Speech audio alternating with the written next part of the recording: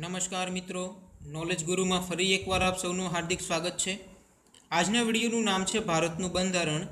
આજના વિડીયોમાં ભારતના બંધારણમાંથી અત્યાર સુધી સ્પર્ધાત્મક પરીક્ષામાં પૂછાઈ ગયેલા અને હવે પછી પૂછાઈ શકે તેવા પ્રશ્નોની આપણે ચર્ચા કરશું।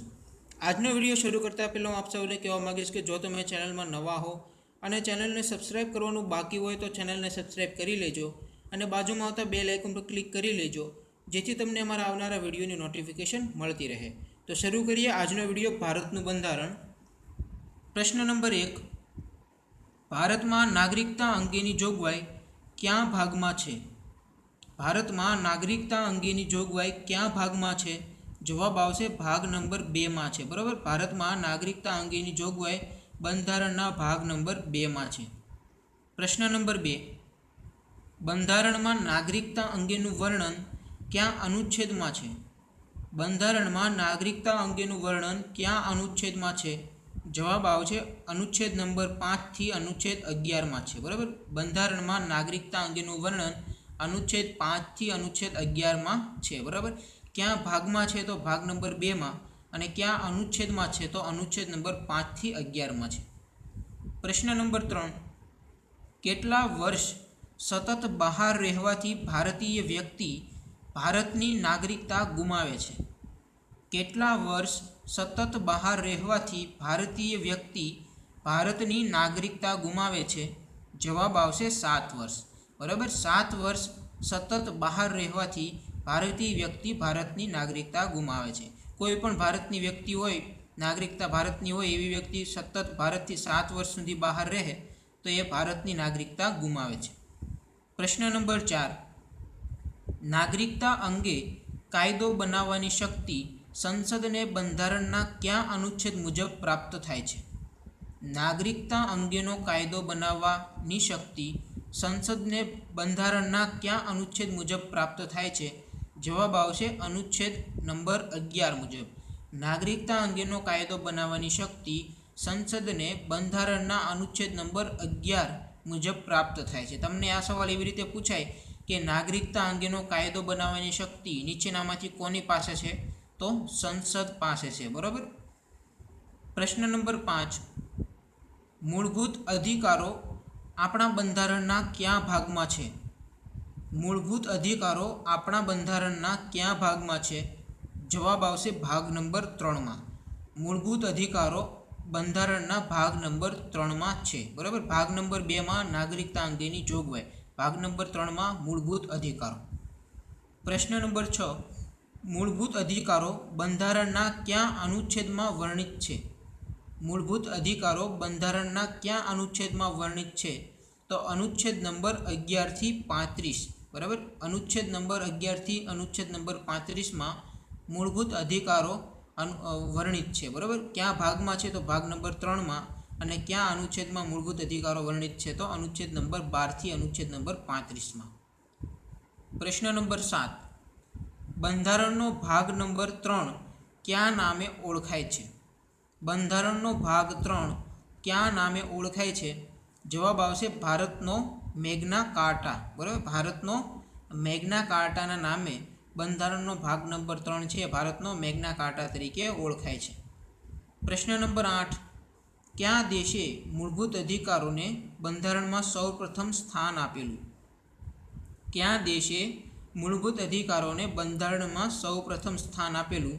જવાબ આવશે ફ્રાન્સ। બરાબર, ફ્રાન્સ દેશે તેમના બંધારણમાં મૂળભૂત અધિકારોને સ્થાન આપેલું। બરાબર, જે પહેલાં કોઈ પણ દેશના બંધારણમાં મૂળભૂત અધિકારોનો ઉલ્લેખ નહોતો। બરાબર, ફ્રાન્સે સૌપ્રથમ મૂળભૂત અધિકારોને બંધારણમાં સ્થાન આપેલું। પ્રશ્ન નંબર 9, મૂળ બંધારણમાં મૂળભૂત અધિકારો કેટલા હતા? મૂળ બંધારણમાં મૂળભૂત અધિકારો કેટલા હતા? જવાબ આવશે 7। મૂળ બંધારણમાં મૂળભૂત અધિકારોની સંખ્યા હતી 7। પ્રશ્ન નંબર 10, હાલના બંધારણમાં મૂળભૂત અધિકારો કેટલા છે? બરાબર, હાલમાં ભારતના બંધારણમાં મૂળભૂત અધિકારોની સંખ્યા કેટલી? જવાબ આવશે 6। બરાબર, મૂળ બંધારણમાં 7 અને હાલમાં મૂળભૂત અધિકારો છે 6। પ્રશ્ન નંબર 11, મૂળભૂત અધિકારોને સ્થગિત કરવાની સત્તા કોની પાસે છે? મૂળભૂત અધિકારોને સ્થગિત કરવાની સત્તા કોની પાસે છે? જવાબ આવશે રાષ્ટ્રપતિ પાસે. મૂળભૂત અધિકારોને સ્થગિત કરવાની સત્તા રાષ્ટ્રપતિ પાસે છે. પ્રશ્ન નંબર 12. કયા બંધારણીય સુધારા દ્વારા મિલકતનો અધિકાર નાબૂદ કરાયો? કયા બંધારણીય સુધારા દ્વારા મિલકતનો અધિકાર નાબૂદ કરાયો? જવાબ આવશે 44મો બંધારણીય સુધારો. બરાબર, 44મા બંધારણીય સુધારો દ્વારા મિલકતનો અધિકાર છે એ નાબૂદ કરવામાં આવેલો. બરાબર, અથવા આપણને એવો પણ સવાલ પૂછાય કે 44મો બંધારણીય સુધારો ક્યારે થયેલો? 1978માં થયેલો. અને આ બંધારણીય સુધારા દ્વારા મિલકતનો અધિકાર છે એ નાબૂદ કરવામાં આવેલો. પ્રશ્ન નંબર 13. બંધારણમાં કયા અનુચ્છેદમાં સમાનતાના અધિકારની જોગવાઈ છે? બંધારણના કયા અનુચ્છેદમાં સમાનતાના અધિકારની જોગવાઈ છે? જવાબ આવશે અનુચ્છેદ નંબર 14 થી અનુચ્છેદ નંબર 18માં. બરાબર, બંધારણના અનુચ્છેદ 14 થી 18માં સમાનતાના અધિકારની જોગવાઈ છે. પ્રશ્ન નંબર 14. સૌને માટે સમાન કાયદો અને કાયદાનું સમાન રક્ષણ અંગેની જોગવાઈ કયા અનુચ્છેદમાં છે? સૌને માટે સમાન કાયદો અને કાયદાનું સમાન રક્ષણ અંગેની જોગવાઈ કયા અનુચ્છેદમાં છે? જવાબ આવશે અનુચ્છેદ નંબર 14માં. બરાબર, સૌને માટે સમાન કાયદો અને કાયદાનું સમાન રક્ષણ અંગેની જોગવાઈ અનુચ્છેદ નંબર 14માં છે. પ્રશ્ન નંબર 15. નોકરીમાં તકની સમાનતા અંગેની જોગવાઈ કયા અનુચ્છેદમાં છે? નોકરીમાં તકની સમાનતા અંગેની જોગવાઈ કયા અનુચ્છેદમાં છે? જવાબ આવશે અનુચ્છેદ નંબર 16માં છે. પ્રશ્ન નંબર 16. અસ્પૃશ્યતાની નાબૂદીની જોગવાઈ કયા અનુચ્છેદમાં છે? અસ્પૃશ્યતાની નાબૂદીની જોગવાઈ ભારતના બંધારણના કયા અનુચ્છેદમાં છે? તો અનુચ્છેદ નંબર 17માં. બરાબર, અસ્પૃશ્યતાની નાબૂદી અંગેની જોગવાઈ બંધારણના અનુચ્છેદ નંબર 17માં છે. પ્રશ્ન નંબર 17. સહકારી મંડળી રચવાની સ્વતંત્રતા કયા સુધારાથી મળી? સહકારી મંડળી રચવાની સ્વતંત્રતા કયા સુધારાથી મળી? જવાબ આવશે 97મો બંધારણીય સુધારો. બરાબર, 97માં બંધારણીય સુધારા દ્વારા સહકારી મંડળી રચવાની સ્વતંત્રતા મળી. આપણને એવો સવાલ પૂછાય કે બંધારણનો 97મો બંધારણીય સુધારો ક્યારે થયો હતો? જવાબ આવશે 2011માં 97મો બંધારણીય સુધારો થયેલો અને જેના પરિણામે સહકારી મંડળી રચવાની સ્વતંત્રતા મળેલી. પ્રશ્ન નંબર 18. ઇલ કાબો / ખિતાબો નાબૂદી અંગેની જોગવાઈ કયા અનુચ્છેદમાં છે? ઇલ કાબો / ખિતાબો નાબૂદી અંગેની જોગવાઈ કયા અનુચ્છેદમાં છે? જવાબ આવશે 18મા અનુચ્છેદમાં છે. ત્યાર પછીનો પ્રશ્ન. પ્રશ્ન નંબર 19. સ્વતંત્રતાના અધિકારમાં વાણી સ્વાતંત્ર્યનું વર્ણન કયા અનુચ્છેદમાં છે? સ્વતંત્રતાના અધિકારમાં વાણી સ્વાતંત્ર્યનું વર્ણન કયા અનુચ્છેદમાં છે? જવાબ આવશે અનુચ્છેદ નંબર 19A માં. બરાબર, સ્વતંત્રતાના અધિકારોમાં 6 સ્વતંત્રતાનો ઉલ્લેખ છે, જેમાંની વાણી સ્વાતંત્ર્યનું વર્ણન કયા અનુચ્છેદમાં છે? તો અનુચ્છેદ નંબર 19A માં. પ્રશ્ન નંબર 20. પ્રેસની સ્વતંત્રતા બંધારણના કયા અનુચ્છેદમાં છે? પ્રેસની સ્વતંત્રતા બંધારણના કયા અનુચ્છેદમાં છે? જવાબ આવશે અનુચ્છેદ નંબર 19A માં. બરાબર, અહીંયા જે વાણી સ્વતંત્રતાનું વર્ણન છે, બરાબર, એના આધાર ઉપર પ્રેસ રચાયેલી. બરાબર, પ્રેસની સ્વતંત્રતા બંધારણના અનુચ્છેદ 19A માં છે. બરાબર. પ્રશ્ન નંબર 21. નિઃશસ્ત્ર શાંતિપૂર્વક ભેગા થવાની સ્વતંત્રતા બંધારણના કયા અનુચ્છેદમાં છે? નિઃશસ્ત્ર અથવા તો શસ્ત્રો વિના શાંતિપૂર્વક ભેગા થવાની સ્વતંત્રતા બંધારણના કયા અનુચ્છેદમાં છે? તો જવાબ આવશે અનુચ્છેદ નંબર 19B માં. નિઃશસ્ત્ર શાંતિપૂર્વક ભેગા થવાની સ્વતંત્રતા બંધારણના અનુચ્છેદ નંબર 19B મુજબ છે. પ્રશ્ન નંબર 22. સંગઠનો, ધંધો કે સહકારી સંગઠનો, સંઘો કે સહકારી મંડળી રચવાની સ્વતંત્રતા કયા અનુચ્છેદમાં છે? બરાબર, સંગઠનો, સંઘો કે સહકારી મંડળી રચવાની સ્વતંત્રતા કયા અનુચ્છેદમાં છે? જવાબ આવશે અનુચ્છેદ નંબર 19C માં છે. બરાબર. પ્રશ્ન નંબર 23. ભારતમાં સમગ્ર વિસ્તારમાં હરવા ફરવાની સ્વતંત્રતા કયા અનુચ્છેદ મુજબ છે? ભારતમાં સમગ્ર વિસ્તારમાં હરવા ફરવાની સ્વતંત્રતા ક્યાં અનુચ્છેદમાં છે? જવાબ આવશે અનુચ્છેદ નંબર 19D છે. બરાબર, અનુચ્છેદ 19D મુજબ ભારતમાં સમગ્ર વિસ્તારમાં હરવા ફરવાની સ્વતંત્રતા છે. બરાબર. પ્રશ્ન નંબર 24, ભારતમાં કોઈ પણ વિસ્તારમાં રહેવાની કે સ્થાયી થવાની સ્વતંત્રતાનું વર્ણન ક્યાં અનુચ્છેદમાં છે? ભારતમાં કોઈ પણ વિસ્તારમાં રહેવાની કે સ્થાયી થવાની સ્વતંત્રતાનું વર્ણન ક્યાં અનુચ્છેદમાં છે? અનુચ્છેદ નંબર 19E મુજબ છે. બરાબર, અનુચ્છેદ નંબર 19E ભારતમાં કોઈ પણ વ્યક્તિ કોઈ પણ વિસ્તારમાં રહેવાની કે સ્થાયી થવાની સ્વતંત્રતાનું વર્ણન છે. બરાબર, 19E. પ્રશ્ન નંબર 25, કોઈ પણ ધંધો, રોજગાર, વ્યાપાર કરવાની સ્વતંત્રતા ક્યાં અનુચ્છેદમાં છે? કોઈ પણ ધંધો, રોજગાર કે વ્યાપાર કરવાની સ્વતંત્રતાનું વર્ણન ક્યાં અનુચ્છેદમાં છે? જવાબ આવશે અનુચ્છેદ નંબર 19G છે. બરાબર, તો આપણે જોઈ લીધું અનુચ્છેદ નંબર 19A શું છે? 19A વાણિજ્ય સ્વતંત્રતાનું વર્ણન છે. 19B તો નિઃશસ્ત્ર શાંતિપૂર્વક ભેગા થવાનું, બરાબર, સ્વતંત્રતા 19B. 19C શાનો ઉલ્લેખ છે? તો સંગઠનો, સંઘો કે સહકારી મંડળી રચવાનો ઉલ્લેખ છે. બરાબર, 19D સમગ્ર વિસ્તારમાં, બરાબર, સમગ્ર ભારતમાં હરવા ફરવાની સ્વતંત્રતા 19D. 19E કોઈ પણ વિસ્તારમાં રહેવાની કે સ્થાયી થવાની સ્વતંત્રતાનું વર્ણન છે 19E. અને 19G કોઈ પણ ધંધો, રોજગાર કે વ્યાપાર કરવાની સ્વતંત્રતાનું વર્ણન છે 19G. તો અહીંયા તમને પ્રશ્ન થાય EFG, બરાબર, તો વચ્ચે F આવે એ અહીંયા કેમ ન આવ્યો? તો એના વિશે તમને કહી દો. 19F, બરાબર, તો 19F મિલકતની સ્વતંત્રતાનો વર્ણન હતું 19F, બરાબર. પણ 1978 44 બંધારણીય સુધારા દ્વારા મિલકતની સ્વતંત્રતાનો અધિકાર કે જે 19મી અનુચ્છેદ 19E હતો, 19F હતો, એ રદ થયો. બરાબર, તો આપણને એવો સવાલ પૂછાય કે 19F ઉલ્લેખ, મૂળ બંધારણમાં જે 19F મિલકતની સ્વતંત્રતાનો જે ઉલ્લેખ હતો એ ક્યારે રદ થયો હતો? 1978. ક્યાં બંધારણીય સુધારા દ્વારા રદ થયો હતો? 44 બંધારણીય સુધારા દ્વારા. અથવા તમને એવો સવાલ પૂછાય કે મિલકતની સ્વતંત્રતાનો અધિકાર છે એ ક્યાં વડાપ્રધાનના સમયમાં રદ થયો હતો? મોરારજી દેસાઈના સમયમાં રદ થયો. બરાબર. પ્રશ્ન નંબર 26, 86મો બંધારણીય સુધારો ક્યારે કરાયો? 86મો બંધારણીય સુધારો ક્યારે કરાયો? જવાબ આવશે 2002 બંધારણમાં 86મો બંધારણીય સુધારો કરવામાં આવ્યો 2002. પ્રશ્ન નંબર 27, 86મા બંધારણીય સુધારાથી કયો નવો અનુચ્છેદ ઉમેરાયો? 86મા બંધારણીય સુધારાથી કયો નવો અનુચ્છેદ ઉમેરાયો? જવાબ આવશે અનુચ્છેદ નંબર 21A. બરાબર, અનુચ્છેદ નંબર 21A છે એને ઉમેરવામાં આવ્યો બંધારણમાં. બરાબર. પછી પ્રશ્ન નંબર 28, 6 થી 14 વર્ષના બાળકોને મફત અને ફરજિયાત શિક્ષણની જોગવાઈ બંધારણના કયા અનુચ્છેદમાં છે? 6 થી 14 વર્ષના બાળકોને મફત અને ફરજિયાત શિક્ષણની જોગવાઈ બંધારણના કયા અનુચ્છેદમાં છે?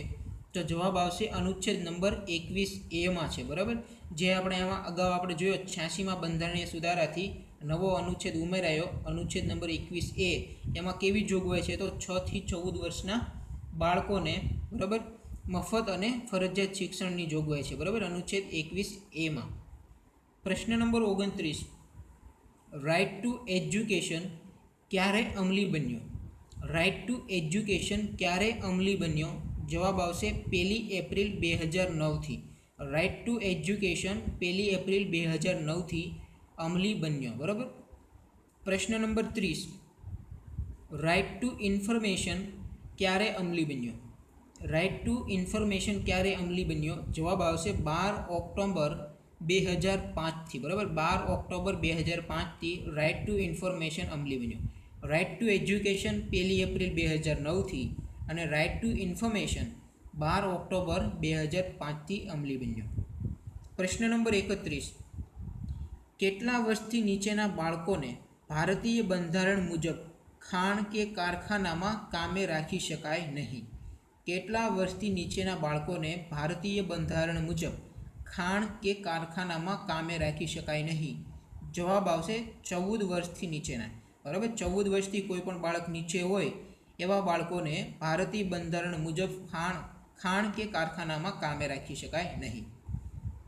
પ્રશ્ન નંબર 32 સંવિધાન પ્રમાણે કોઈ પણ, અહીંયા આપણે બંને એક ક્રમ અપાઈ ગયા છે ભૂલથી, બરાબર. સંવિધાન પ્રમાણે કોઈ પણ વ્યક્તિની ધરપકડ કર્યા પછી તેને કેટલા સમયમાં મેજિસ્ટ્રેટ આગળ રજૂ કરવાનો રહે છે?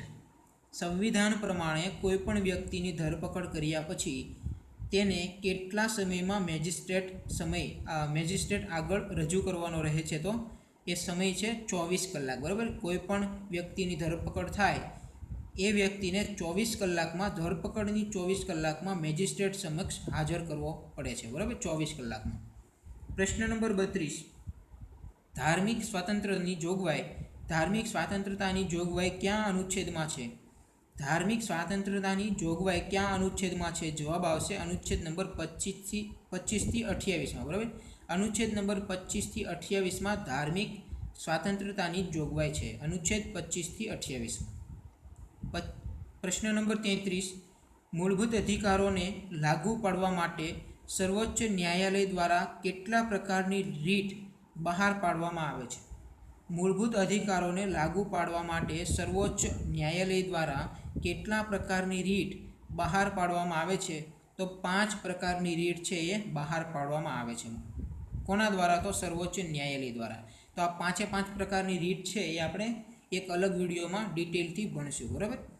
પ્રશ્ન નંબર 34 વ્યક્તિ સ્વાતંત્રતાના પાયા તરીકે કઈ રીટ ઉપયોગી છે? વ્યક્તિ સ્વાતંત્રતાના પાયા તરીકે કઈ રીટ ઉપયોગી છે? જવાબ આવશે બંદી પ્રત્યક્ષીકરણ, બરાબર. બંદી પ્રત્યક્ષીકરણ છે એનો ઉપયોગ વ્યક્તિ સ્વાતંત્રતાના પાયા તરીકે ઉપયોગી રીટ છે બંદી પ્રત્યક્ષીકરણની, બરાબર. એમને હેબિયસ કોર્પસના નામે પણ ઓળખવામાં આવે છે. ત્યાર પછીનો પ્રશ્ન નંબર 35 સંપત્તિનો અધિકાર કયા પ્રકારનો અધિકાર છે? સંપત્તિનો અધિકાર કયા પ્રકારનો અધિકાર છે? જવાબ આવશે કાનૂની પ્રકારનો અધિકાર છે, બરાબર. સંપત્તિનો અધિકાર એ કાનૂની અધિકાર છે અથવા તો કાયદાકીય અધિકાર છે. જે ઓપ્શનમાં હોય આપણો જવાબ સાચો પડશે, બરાબર. સંપત્તિનો અધિકાર છે એ કાનૂની અથવા તો કાયદાકીય અધિકાર છે. પ્રશ્ન નંબર 36 ડૉક્ટર બાબા સાહેબ આંબેડકરે બંધારણનો આત્મા કયા અનુચ્છેદને કહ્યો? ડૉક્ટર બાબા સાહેબ આંબેડકરે બંધારણનો આત્મા કયા અનુચ્છેદને કહ્યો છે? જવાબ આવશે અનુચ્છેદ નંબર 32. ડૉક્ટર બાબા સાહેબ આંબેડકરે બંધારણનો આત્મા અનુચ્છેદ 32ને કહ્યો છે, બરાબર. પ્રશ્ન નંબર 37 કઈ બાબતોને ન્યાયાલયમાં પડકારી ન શકાય? કઈ બાબતોને ન્યાયાલયમાં પડકારી ન શકાય? જવાબ આવશે રાજ્યનીતિના માર્ગદર્શક સિદ્ધાંતો, બરાબર. રાજ્યનીતિના માર્ગદર્શક સિદ્ધાંતોને ન્યાયાલયમાં પણ પડકારી ન શકાય. રાજ્યનીતિના માર્ગદર્શક સિદ્ધાંતોને. પ્રશ્ન નંબર 38 આપણા બંધારણના કયા ભાગનો ઉદ્દેશ કલ્યાણકારી રાજ્ય સ્થાપવાનો છે? આપણા બંધારણના, ભારતના બંધારણના કયા ભાગનો ઉદ્દેશ કલ્યાણકારી રાજ્ય સ્થાપવાનો છે? જવાબ આવશે ભાગ નંબર 4નો, બરાબર. ભારતના બંધારણના ભાગ નંબર 4નો ઉદ્દેશ કલ્યાણકારી રાજ્ય સ્થાપવાનો છે, બરાબર. આપણને એમ પણ ઉલટો પણ સવાલ પૂછાય કે બંધારણના ભાગ નંબર 4નો ઉદ્દેશ શું છે? તો કલ્યાણકારી રાજ્યની સ્થાપના કરવાનો. પ્રશ્ન નંબર 39 ડૉક્ટર બાબા સાહેબ આંબેડકરે દેશના શાસનના પાયારૂપ સિદ્ધાંતો કોને ગણ્યા છે? ડૉક્ટર બાબા સાહેબ આંબેડકરે દેશના શાસનના પાયારૂપ સિદ્ધાંતો કોને ગણ્યા છે? જવાબ આવશે રાજ્યનીતિના માર્ગદર્શક સિદ્ધાંતોને ડૉક્ટર બાબા સાહેબ આંબેડકરે દેશના શાસનના પાયારૂપ સિદ્ધાંતો ગણ્યા છે, રાજ્યનીતિના માર્ગદર્શક સિદ્ધાંતોને. પ્રશ્ન નંબર 40 ભારતના બંધારણના કયા અનુચ્છેદ મુજબ સ્ત્રી અને પુરુષોને સમાન કામ માટે સમાન વેતન મળવાની જોગવાઈ કરાઈ છે? આપણા બંધારણના કયા અનુચ્છેદ મુજબ સ્ત્રી અને પુરુષોને સમાન કામ માટે સમાન વેતન મળવાની જોગવાઈ કરાયેલ છે, બરાબર. એટલે કે કોઈ પણ કામ હોય, સમાન કામ હોય, એ સમાન કામ માટે સ્ત્રી અને પુરુષને સમાન વેતન આપવાની જોગવાઈ કયા અનુચ્છેદમાં કરાયેલી છે? તો જવાબ આવશે અનુચ્છેદ નંબર 39B, બરાબર, 39(2). અનુચ્છેદ ભારતના બંધારણના અનુચ્છેદ નંબર 39(2) મુજબ સ્ત્રી અને પુરુષોને સમાન કામ માટે સમાન વેતન આપવાની મળવાની જોગવાઈ કરાયેલી છે, બરાબર, અનુચ્છેદ 39(2). પ્રશ્ન નંબર 41, સમાન ન્યાય અને મફત કાનૂની સહાયની જોગવાઈ બંધારણના કયા અનુચ્છેદ મુજબ નાગરિકોને પ્રાપ્ત થાય છે? સમાન ન્યાય અને મફત કાનૂની સહાયની જોગવાઈ બંધારણના કયા અનુચ્છેદ મુજબ નાગરિકોને પ્રાપ્ત થાય છે? જવાબ આવશે અનુચ્છેદ 39A, બરાબર. ભારતના બંધારણના અનુચ્છેદ 39A મુજબ સમાન ન્યાય અને મફત કાનૂની સહાયની જોગવાઈ બંધારણના અનુચ્છેદ 39A મુજબ નાગરિકોને પ્રાપ્ત થાય છે. પ્રશ્ન નંબર 42, ગ્રામ પંચાયતની રચના અંગેની જોગવાઈ કયા અનુચ્છેદમાં છે?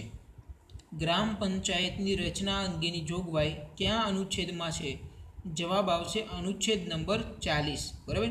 ગ્રામ પંચાયતની રચના અંગેની જોગવાઈ અનુચ્છેદ 40માં છે, બરાબર. આપણે અહીંયા આઈએમપી અનુચ્છેદો જ અહીંયા આપણે જોઈશું, બરાબર. બાકી જ્યારે આપણે બંધારણનો ડિટેલ અભ્યાસ કરીએ ત્યારે દરેકે દરેક અનુચ્છેદનો આપણે અભ્યાસ કરીશું. પ્રશ્ન નંબર 43, સમાન સિવિલ કોડની જોગવાઈ બંધારણના કયા અનુચ્છેદ મુજબ છે? સમાન સિવિલ કોડની જોગવાઈ બંધારણના કયા અનુચ્છેદ મુજબ છે? જવાબ આવશે અનુચ્છેદ નંબર 44 મુજબ, બરાબર. સમાન સિવિલ કોડની જોગવાઈ બંધારણના અનુચ્છેદ નંબર 44 મુજબ છે. પ્રશ્ન નંબર 44, રાજ્યનીતિના નિર્દેશક સિદ્ધાંતોમાં દારૂબંધીની જોગવાઈ કયા અનુચ્છેદ મુજબ છે? રાજ્યનીતિના નિર્દેશક સિદ્ધાંતોમાં દારૂબંધીની જોગવાઈ કયા અનુચ્છેદ મુજબ છે? જવાબ આવશે અનુચ્છેદ 47 મુજબ. રાજ્યનીતિ નિર્દેશક સિદ્ધાંતોમાં દારૂબંધીની જોગવાઈ અનુચ્છેદ નંબર 47 મુજબ છે. પ્રશ્ન નંબર 45, કઈ સમિતિની ભલામણથી બંધારણમાં મૂળભૂત ફરજો જોડવામાં આવી? કઈ સમિતિની ભલામણથી બંધારણમાં મૂળભૂત ફરજો જોડવામાં આવી? જવાબ આવશે સરદાર સ્વર્ણસિંહ સમિતિ, બરાબર. સરદાર સ્વર્ણસિંહ સમિતિની ભલામણોથી બંધારણમાં અનુચ્છેદો મૂળભૂત ફરજોને જોડવામાં આવી. આપણને એવો સવાલ પૂછાય કે સરદાર સ્વર્ણસિંહ સમિતિની ભલામણોથી બંધારણમાં મૂળભૂત ફરજો ક્યારે જોડવામાં આવી? બરાબર, તો 1976માં સરદાર સ્વર્ણસિંહ સમિતિની ભલામણથી મૂળભૂત ફરજો બંધારણમાં જોડવામાં આવી. પ્રશ્ન નંબર 46, વર્તમાન ભારતના બંધારણમાં કેટલી મૂળભૂત ફરજો છે? વર્તમાન ભારતના બંધારણમાં કેટલી મૂળભૂત ફરજો છે? જવાબ આવશે 11, બરાબર. વર્તમાન હાલના ભારતના બંધારણમાં 11 મૂળભૂત ફરજો છે, બરાબર. પ્રશ્ન નંબર 47, 11મી મૂળભૂત ફરજ ક્યાં બંધારણીય સુધારાથી ઉમેરવામાં આવી? 11મી મૂળભૂત ફરજ ક્યાં બંધારણીય સુધારાથી ઉમેરવામાં આવી? જવાબ આવશે 86મો બંધારણીય સુધારો 2002થી, બરાબર. 86માં બંધારણીય સુધારા 2002થી 11મી મૂળભૂત ફરજ બંધારણમાં ઉમેરવામાં આવી, બરાબર. ત્યાર પછીનો પ્રશ્ન નંબર 48, મૂળભૂત ફરજ દિવસ ક્યારે ઉજવવામાં આવે છે? મૂળભૂત ફરજ દિવસ ક્યારે ઉજવવામાં આવે છે? 6 જાન્યુઆરીના દિવસે, બરાબર. મૂળભૂત ફરજ દિવસ ઉજવવામાં આવે છે 6 જાન્યુઆરીના રોજ. પ્રશ્ન નંબર 49, માનવ અધિકાર દિવસ કયા દિવસે ઉજવવામાં આવે છે? માનવ અધિકાર દિવસ ક્યારે મનાવવામાં આવે છે, ક્યારે ઉજવવામાં આવે છે? જવાબ આવશે 10મી ડિસેમ્બરના રોજ માનવ અધિકાર દિવસ ઉજવવામાં આવે છે. 6 જાન્યુઆરીના દિવસે મૂળભૂત ફરજ દિવસ અને 10મી ડિસેમ્બરના રોજ માનવ અધિકાર દિવસ ઉજવવામાં આવે છે. પ્રશ્ન નંબર 50, ભારતની આઝાદી બાદ દેશી રજવાડાઓના એકીકરણનું અગત્યનું કામ કોણે પાર પાડ્યું? ભારતની આઝાદી બાદ દેશી રજવાડાઓના એકીકરણનું અગત્યનું કામ કોણે પાર પાડ્યું? તો સરદાર વલ્લભભાઈ પટેલ પ્લસ વીપી મેનને, બરાબર. અહીંયા તમને કહેવામાં કે સરદાર વલ્લભભાઈ પટેલના સચિવ હતા વીપી મેનન, બરાબર.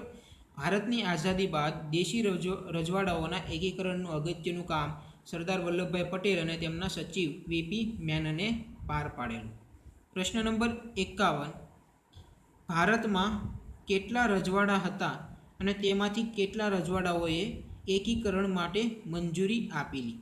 ભારતમાં કેટલા રજવાડાઓ હતા અને તેમાંથી કેટલા રજવાડાઓએ એકીકરણ માટે મંજૂરી આપેલી? તો ભારતમાં 562 રજવાડાઓ હતા અને જેમાંથી 559 રજવાડાઓએ મંજૂરી આપેલી. બરાબર, ભારત સંઘ સાથે જોડાવાની મંજૂરી આપેલી 559 રજવાડાઓએ. તો અહીંયા આટલા ઉપરથી તમને એવો પણ ખ્યાલ આવે કે 3 રજવાડાઓ એવા હતા કે જેમણે મંજૂરી આપેલી નહોતી. પ્રશ્ન નંબર 52. આઝાદી બાદ દેશી રજવાડાઓના એકીકરણમાં ઇનકાર કરનાર રાજ્યો ક્યાં? બરાબર, અહીંયા આપણે જોયું 3 રાજ્યોએ મંજૂરી નહોતી આપેલી. બરાબર, તો આઝાદી બાદ દેશી રજવાડાઓના એકીકરણમાં ઇનકાર કરનાર રાજ્યો કયા કયા? તો 3 રાજ્યો હતા. જુનાગઢ, 3 રજવાડા હતા, જુનાગઢ, હૈદરાબાદ અને જમ્મુ કાશ્મીર. બરાબર, આઝાદી બાદ દેશી રજવાડાઓના એકીકરણમાં ઇનકાર કરનાર રાજ્યો હતા જુનાગઢ, હૈદરાબાદ અને જમ્મુ કાશ્મીર. પ્રશ્ન નંબર 53. ભારતનું પ્રથમ ભાષા આધારિત રચિત રાજ્ય કયું હતું? ભારતનું પ્રથમ ભાષા આધારિત રચિત રાજ્ય કયું હતું? જવાબ આવશે આંધ્રપ્રદેશ. બરાબર, આઝાદી બાદ ભાષા આધારિત બનેલું નવું રાજ્ય છે, પ્રથમ રાજ્ય હતું આંધ્રપ્રદેશ. પ્રશ્ન નંબર 54. ભાષા આધારિત રાજ્યોની રચના કરવા માટે એસ.કે. ધાર કમિશનની રચના ક્યારે કરાઈ હતી? ભાષા આધારિત રાજ્યોની રચના કરવા માટે એસ.કે. ધાર કમિશનની રચના ક્યારે કરાઈ હતી? જવાબ આવશે 1948માં. આપણને આ સવાલ એમ પણ પૂછી શકે કે ભાષા આધારિત રાજ્યોની રચના કરવા માટે ખાલી જગ્યા કમિશનની રચના કરવામાં આવેલી. તો એસ.કે. ધાર કમિશનની રચના કરવામાં આવેલી અને ક્યારે? તો 1948માં. શા માટે? તો ભાષા આધારિત રાજ્યોની રચના કરવા માટે. પ્રશ્ન નંબર 55. જેવીપી સમિતિની રચના ક્યારે કરાઈ હતી? જેવીપી સમિતિની રચના ક્યારે કરાઈ હતી? જવાબ આવશે 1948માં. જેવીપી સમિતિની રચના 1948માં કરાઈ હતી. બરાબર, જેમાં જે એટલે જવાહરલાલ નહેરુ, વી એટલે વલ્લભભાઈ પટેલ અને પી એટલે પટ્ટણી સીતારામૈયા. બરાબર, જવાહરલાલ નહેરુ, વલ્લભભાઈ પટેલ અને પટ્ટણી સીતારામૈયાની બનેલી એક સમિતિ કે જેમનું નામ હતું જેવીપી સમિતિ અને જેની રચના ક્યારે થયેલી? તો 1948માં થયેલી. પ્રશ્ન નંબર 56. રાજ્ય પુનર્ગઠન આયોગ ક્યારે રચાયું હતું? રાજ્ય પુનર્ગઠન આયોગ ક્યારે રચાયું હતું? જવાબ આવશે 1953. રાજ્ય પુનર્ગઠન આયોગ છે એ 1953માં રચાયેલું. પ્રશ્ન નંબર 57. રાજ્ય પુનર્ગઠન આયોગના અધ્યક્ષ કોણ હતા? રાજ્ય પુનર્ગઠન આયોગના અધ્યક્ષ કોણ હતા? જવાબ આવશે જસ્ટિસ ફઝલ અલી. બરાબર, જસ્ટિસ ફઝલ અલી છે એ રાજ્ય પુનર્ગઠન આયોગના અધ્યક્ષ હતા અને જે ક્યારે રચાયેલું? તો 1953માં રચાયેલું. પ્રશ્ન નંબર 58. રાજ્ય પુનર્ગઠન આયોગ અધિનિયમ 1956 મુજબ ભારતમાં રાજ્યો અને કેન્દ્રશાસિત પ્રદેશો કુલ કેટલા હતા? રાજ્ય પુનર્ગઠન આયોગ અધિનિયમ 1956 મુજબ ભારતમાં રાજ્યો અને કેન્દ્રશાસિત પ્રદેશો કુલ કેટલા હતા? તો જવાબમાં રાજ્યો કેટલા હતા? તો 14 રાજ્યો હતા અને 6 કેન્દ્રશાસિત પ્રદેશ હતા. બરાબર, રાજ્ય પુનર્ગઠન આયોગ અધિનિયમ 1956 મુજબ ભારતમાં 14 રાજ્યો હતા અને 6 કેન્દ્રશાસિત પ્રદેશો હતા. બરાબર, ત્યાર પછી 15મું રાજ્ય ગુજરાત બને છે 1960માં. અથવા આપણને એવો સવાલ પૂછાય કે રાજ્ય પુનર્ગઠન આયોગ અધિનિયમમાં કઈ સાલમાં? તો 1956માં. પ્રશ્ન નંબર 59. 1 મે 1960ના રોજ બનનાર ગુજરાત ભારતનું કેટલામું રાજ્ય બન્યું હતું?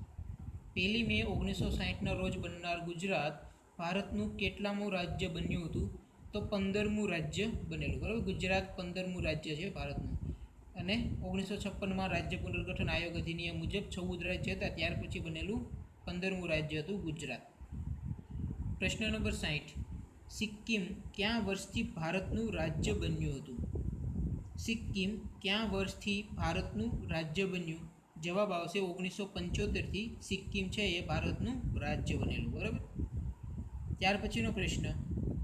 61મો પ્રશ્ન, હિમાચલ પ્રદેશ ભારતનું રાજ્ય ક્યારથી બન્યું? બરાબર, હિમાચલ પ્રદેશ ભારતનું રાજ્ય ક્યારથી બન્યું? જવાબ આવશે 1971થી હિમાચલ પ્રદેશ ભારતનું રાજ્ય બન્યું, 1971થી. પ્રશ્ન નંબર 62, ભારતનું છેલ્લે ક્યું 29મું નવું રાજ્ય બન્યું? બરાબર, ભારતનું છેલ્લે ક્યું 29મું નવું રાજ્ય બન્યું? એ 29મું રાજ્યનું નામ છે તેલંગાણા. બરાબર, તેલંગાણા છે ભારતનું છેલ્લું નવનિર્મિત રાજ્ય છે, 29મું રાજ્ય છે તેલંગાણા. પ્રશ્ન નંબર 63, હરિયાણાને રાજ્યનો દરજ્જો ક્યારથી મળ્યો? હરિયાણાને રાજ્યનો દરજ્જો ક્યારથી મળ્યો? જવાબ આવશે 1966થી. હરિયાણાને રાજ્યનો દરજ્જો મળ્યો 1966થી. પ્રશ્ન નંબર 64, ઈસવીસન 2000માં ક્યાં નવા રાજ્યો બન્યા? ઈસવીસન 2000ની સાલમાં ક્યાં નવા રાજ્યો બન્યા? જવાબ આવશે 3 નવા રાજ્યો બનેલા, અને ક્યાં તો છત્તીસગઢ, ઝારખંડ અને ઉત્તરાખંડ. છત્તીસગઢ, ઝારખંડ અને ઉત્તરાખંડ ક્યારે બન્યા? તો 2000ની સાલમાં બન્યા. પ્રશ્ન નંબર 65, નાગાલેન્ડ ક્યારથી રાજ્ય બન્યું? નાગાલેન્ડ ક્યારથી રાજ્ય બન્યું? જવાબ આવશે 1963માં. નાગાલેન્ડ ક્યારે રાજ્ય બન્યું? તો રાજ્યનો દરજ્જો ક્યારે મળેલો હતો? 1963માં. પ્રશ્ન નંબર 66, ગોવા મુક્તિ આંદોલનનું મુખ્ય કેન્દ્ર ક્યું હતું? ગોવા મુક્તિ આંદોલનનું મુખ્ય કેન્દ્ર ક્યું હતું? જવાબ આવશે મુંબઈ. ગોવા મુક્તિ આંદોલનનું મુખ્ય કેન્દ્ર હતું મુંબઈ. પ્રશ્ન નંબર 67, મૂળભૂત ફરજો બાબતે ચર્ચા કરવા ઈસવીસન 1999માં કઈ સમિતિની રચના કરાઈ હતી? મૂળભૂત ફરજો બાબતે ચર્ચા કરવા માટે 1999માં કઈ સમિતિની રચના કરાઈ હતી? જવાબ આવશે વર્મા સમિતિ. બરાબર, વર્મા સમિતિની મૂળભૂત ફરજોની ચર્ચા કરવા માટે 1999માં રચના કરવામાં આવી. આપણને એવો સવાલ પૂછે, વર્મા સમિતિની રચના શા માટે કરવામાં આવેલી? તો મૂળભૂત ફરજોની ચર્ચા કરવા માટે. બરાબર, અને ક્યારે? તો 1999માં. પ્રશ્ન નંબર 68, 42માં બંધારણીય સુધારાથી કેટલી મૂળભૂત ફરજો બંધારણમાં ઉમેરાઈ? 42માં બંધારણીય સુધારાથી કેટલી મૂળભૂત ફરજો ઉમેરાઈ? તો જવાબ આવશે 10 મૂળભૂત ફરજો છે એ ઉમેરાઈ. કયા સુધારાથી? 42માં બંધારણીય સુધારાથી. પ્રશ્ન નંબર 69, વન્યજીવ સંરક્ષણ અધિનિયમ ક્યારે આવ્યું? વન્યજીવ સંરક્ષણ અધિનિયમ ક્યારે આવ્યું? 1972માં આવ્યું. વન્યજીવ સંરક્ષણ અધિનિયમ ક્યારે આવ્યું? 1972માં આવ્યું. ત્યાર પછીનો પ્રશ્ન 70મો પ્રશ્ન, વન સંરક્ષણ અધિનિયમ ક્યારે આવ્યું? વન સંરક્ષણ અધિનિયમ ક્યારે આવ્યું? જવાબ આવશે 1980માં. બરાબર, આ બંને પ્રશ્નો ઘણીવાર પૂછાઈ ગયેલા છે, અને એ બંને પ્રશ્નોમાં ઘણીવાર વિદ્યાર્થીઓને તકલીફ થતી હોય છે. તો બંને અહીંયા તમારે એકસાથે યાદ રાખવાના. વન્યજીવ સંરક્ષણ અધિનિયમ તો 1972, અને વન સંરક્ષણ અધિનિયમ તો 1980. ત્યાર પછીનો પ્રશ્ન નંબર 71, ભારતમાં રાષ્ટ્રપતિ પદની જોગવાઈ બંધારણના કયા અનુચ્છેદમાં છે? ભારતમાં રાષ્ટ્રપતિ પદની જોગવાઈ બંધારણના કયા અનુચ્છેદમાં છે? જવાબ આવશે અનુચ્છેદ નંબર 52માં. બરાબર, આપણા માટે કોમ્પિટિટિવ એક્ઝામમાં રાષ્ટ્રપતિનો પ્રશ્ન આપણા માટે આઈએમપી થશે, કારણ કે આ મહિનામાં રાષ્ટ્રપતિની ચૂંટણી છે. ભારતમાં રાષ્ટ્રપતિ પદની જોગવાઈ બંધારણના કયા અનુચ્છેદમાં છે? અનુચ્છેદ 52માં. પ્રશ્ન નંબર 72, ભારતમાં રાષ્ટ્રપતિની ચૂંટણીની જોગવાઈ બંધારણના કયા અનુચ્છેદમાં છે? તો અનુચ્છેદ નંબર 54માં. રાષ્ટ્રપતિ પદની જોગવાઈ અનુચ્છેદ 52માં, અને રાષ્ટ્રપતિની ચૂંટણીની જોગવાઈ અનુચ્છેદ 54માં. પ્રશ્ન નંબર 73, ભારતના બંધારણના કયા અનુચ્છેદ મુજબ રાષ્ટ્રપતિના કાર્યકાળની જોગવાઈ છે? ભારતના બંધારણના કયા અનુચ્છેદમાં રાષ્ટ્રપતિના કાર્યકાળની જોગવાઈ છે? તો અનુચ્છેદ નંબર 56માં. બરાબર, રાષ્ટ્રપતિના કાર્યકાળની જોગવાઈ બંધારણના અનુચ્છેદ નંબર 56માં વર્ણિત છે. પ્રશ્ન નંબર 74, રાષ્ટ્રપતિ પદની યોગ્યતાનું વર્ણન આપણા બંધારણના કયા અનુચ્છેદમાં છે? રાષ્ટ્રપતિ પદની યોગ્યતાનું વર્ણન આપણા બંધારણના ભારતના બંધારણના કયા અનુચ્છેદમાં છે? જવાબ આવશે અનુચ્છેદ નંબર 58માં.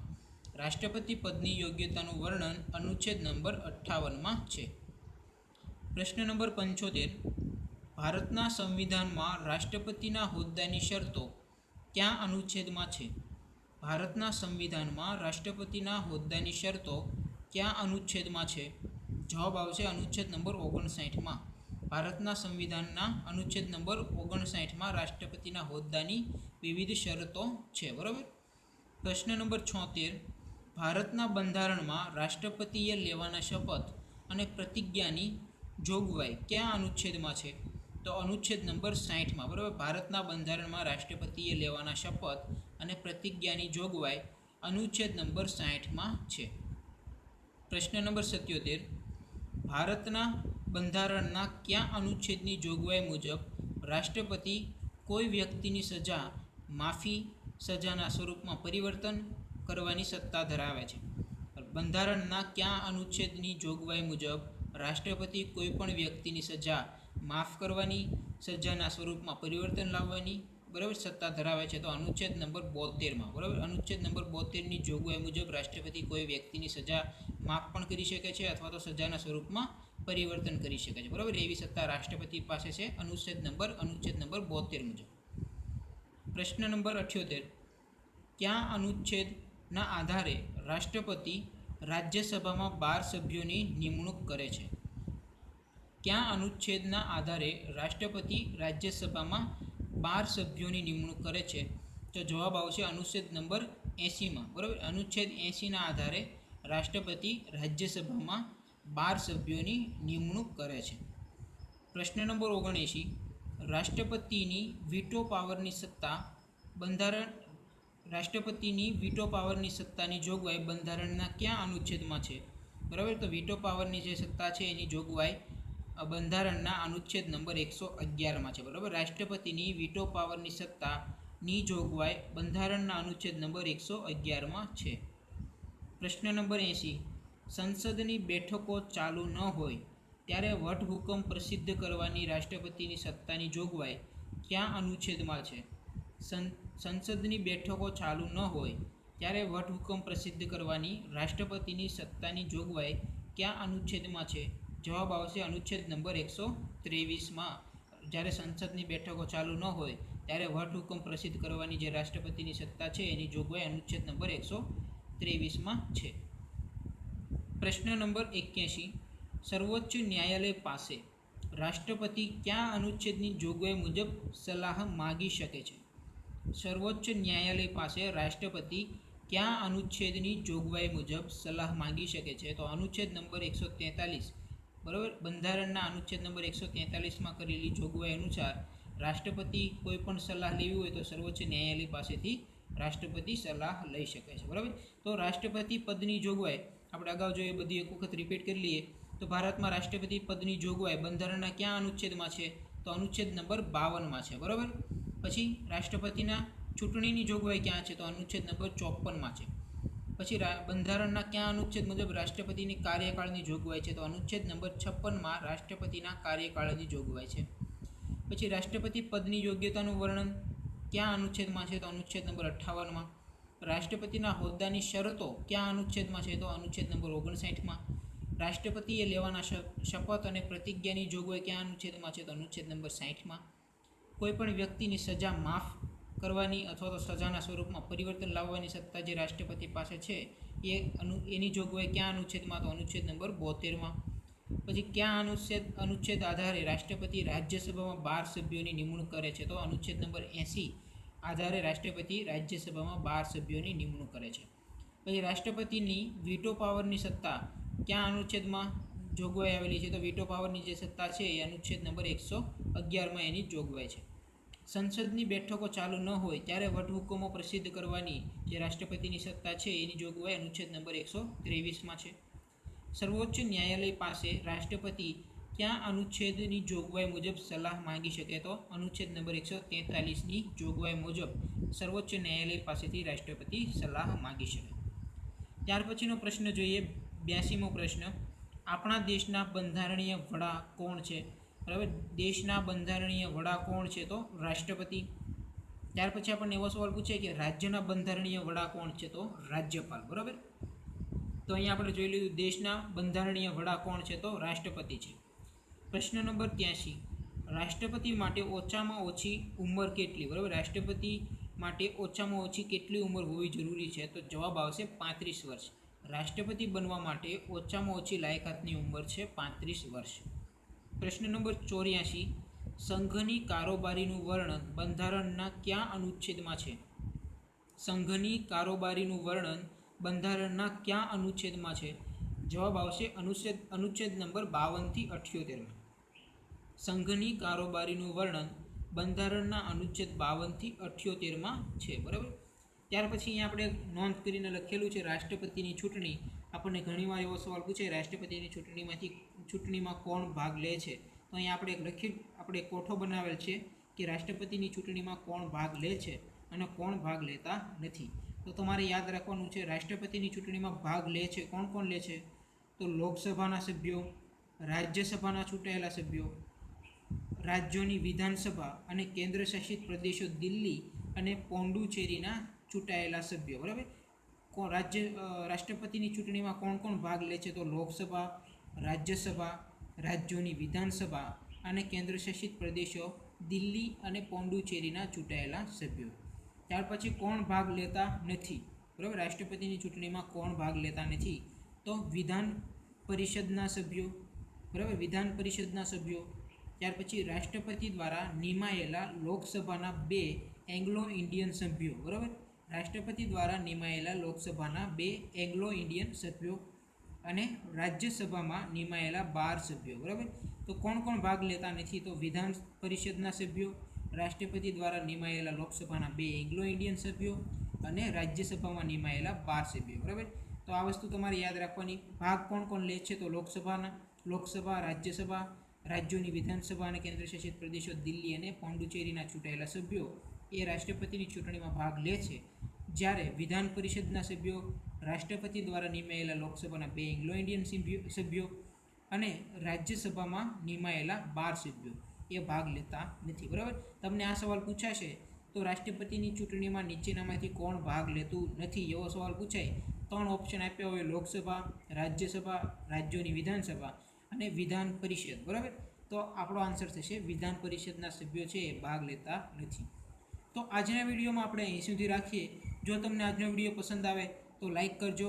ચેનલને સબસ્ક્રાઈબ કરવાનું બાકી હોય તો ચેનલને સબસ્ક્રાઈબ કરી લેજો અને બાજુમાં આવતા બેલ આઇકન પર ક્લિક કરી લેજો જેથી તમને અમારા આવનારા વિડીયોની નોટિફિકેશન મળતી રહે.